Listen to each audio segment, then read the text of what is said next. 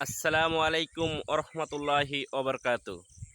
সম্মানিত ভাই বোনেরা, সবাই কেমন আছেন? আশা করি সবাই আল্লাহর রহমতে ভালোই আছেন। আলহামদুলিল্লাহ আলহামদুলিল্লাহ, আল্লাহর রহমতে আমি অনেক ভালো আছি।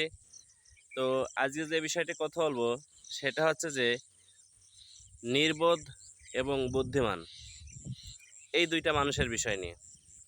আর মানুষ যদি এই দুইটা জিনিস পার্থক্য চলে, তাহলে পৃথিবীতে কখনোই অশান্তি হবে না।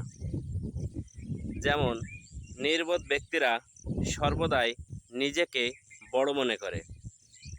সে সব কিছুতেই মনে করে যে আমি সবার থেকে বেশি বুঝি, এবং কেউ যদি তাকে কখনো গালাগালি দেয়, কখনো তাকে কষ্ট দেয়, তা সে সাথে সাথে তাকে তার উত্তর, মানে সে যদি তাকে গালাগালি দেয়, সেও সাথে সাথে তাকে গালাগালি দেয়। এটাই হচ্ছে যে পৃথিবীতে নির্বোধ মানুষের কাজ। আর বুদ্ধিমান মানুষের কাজ, সে সর্বদাই নিজেকে ছোট মনে করে, অপরকে বড় মনে করে চলতে থাকে। তাহলে পৃথিবীতে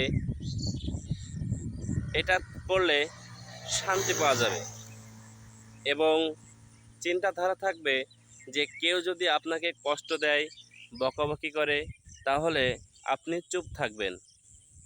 আর আপনার এই নীরবতা, চুপ থাকাকে আল্লাহ তাআলা স্বয়ং নিজে তার উত্তর দেবেন, এবং আপনাকে যে বকাবকি করেছেন সেই বিষয়ের উপরে আল্লাহ তাআলাকে তাকে শাস্তি দেবেন। তাই আমরা সর্বদাই এই দুইটা জিনিস মেনে